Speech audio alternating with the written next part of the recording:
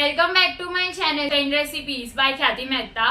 Friends, આજે આપણે એક એવી રેસીપી બનાવશું જે બહુ જ ઇઝી અને ક્વિક હોય અને સાથે સાથે હેલ્ધી અને ટેસ્ટી બી હોય. આ રેસીપી ફક્ત 10 મિનિટમાં જ રેડી થઈ જશે.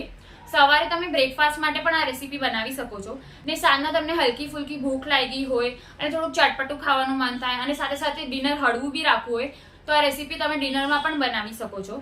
તો ચલો ફ્રેન્ડ્સ, આપણે સ્ટાર્ટ કરીએ હવે મેક્સિકન રાઈસ વર્મિસેલી બનાવવાનું.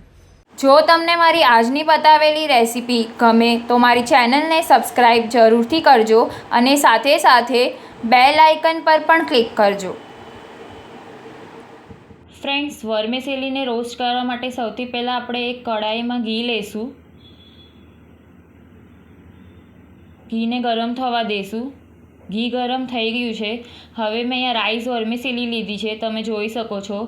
તે એડ કરી દઈશું કઢાઈમાં અને વર્મિસેલીને આપણે 2 થી 3 મિનિટ માટે રોસ્ટ કરશું, ગુલાબી થાય ત્યાં સુધી.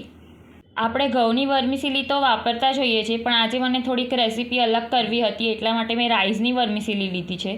તમે જોઈ શકો છો વર્મિસેલી ગુલાબી થઈ ગઈ છે. હવે આપણે ગેસની ફ્લેમ ઓફ કરી દઈશું. હવે મેક્સિકન રાઈસ વર્મિસેલી બનાવવા માટે સૌથી પહેલાં આપણે કઢાઈમાં તેલ ગરમ કરવા માટે મૂકશું.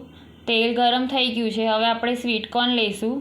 1-2 મિનિટ માટે સ્વીટકોર્નને સોતે કરશું.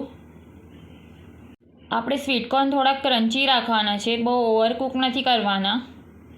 સ્વીટકોર્ન સોતે થઈ ગયા છે. હવે મેં અહીંયા રેડ કેપ્સિકમ અને ગ્રીન કેપ્સિકમને આવી રીતે ચોપ કરીને લીધા છે, તેને પણ આપણે સોતે કરી લઈશું.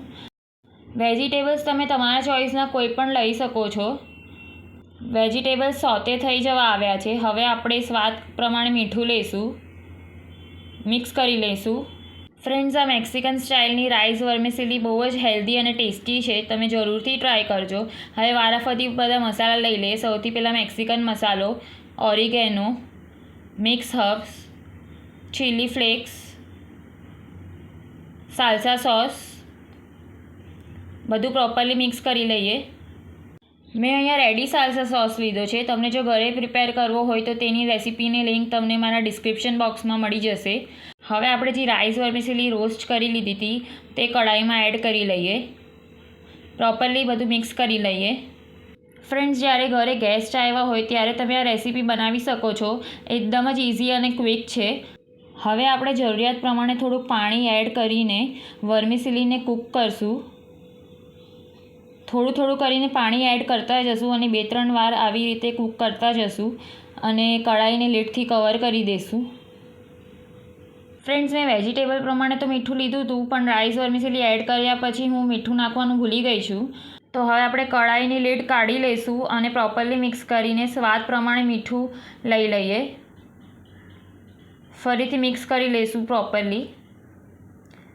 ફરીથી જરૂરિયાત પ્રમાણે થોડું પાણી એડ કરતા જશું અને મિક્સ કરીને ફરીથી કઢાઈને લીડથી કવર કરી દઈશું અને વર્મિસેલીને કૂક થવા દઈશું. આવી રીતે થોડું કરીને પાણી લઈને આપણે વર્મિસેલીને કૂક કરવાનું છે. બધું પાણી એકસાથે નથી લેવાનું, થોડું કરીને લેતા જવાનું છે ને વર્મિસેલી કૂક કરતા જવાની છે. આવી રીતે 2-3 વાર આપણે જરૂરિયાત પ્રમાણે પાણી એડ કરીને વર્મિસેલીને કૂક કરી લેવાનું છે. હવે આપણે ચેક કરી લઈએ વર્મિસેલી કૂક થઈ છે કે નહીં. વર્મિસેલી હજી પ્રોપરલી કૂક નથી થઈ, થોડીક બઠ લાગે છે, એટલા માટે ફરીથી થોડું પાણી એડ કરશું અને મિક્સ કરીને પ્રોપરલી કૂક થવા દઈશું અને કઢાઈને ફરીથી લીડથી કવર કરી દઈશું.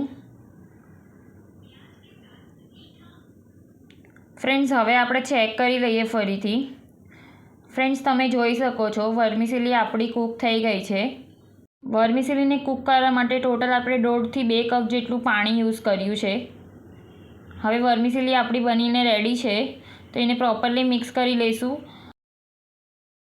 હવે ટમેટો સોસ થોડોક એડ કરશું જેનાથી ફ્લેવર સારો આવે વર્મિસેલીનો.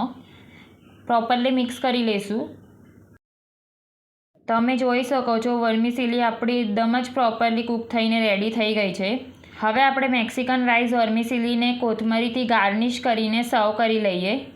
મેં અહીંયા કોથમરીનો ઉપયોગ કર્યો છે. એકચ્યુઅલી તો મેક્સિકનમાં પાર્સલેનો ઉપયોગ થાય, પણ મારી પાસે અત્યારે પાર્સલે અવેલેબલ નહોતું તો એની બદલે મેં કોથમરી લીધી છે. તમારી પાસે જો પાર્સલે હોય તો તમે પાર્સલે જ લેજો, તેનાથી ફ્લેવર બહુ જ સરસ આવશે. તો ફ્રેન્ડ્સ, આપણી સુપર ટેસ્ટી અને યમ્મી જૈન મેક્સિકન રાઈસ વર્મિસેલી બનીને રેડી છે. તમે જોઈ શકો છો.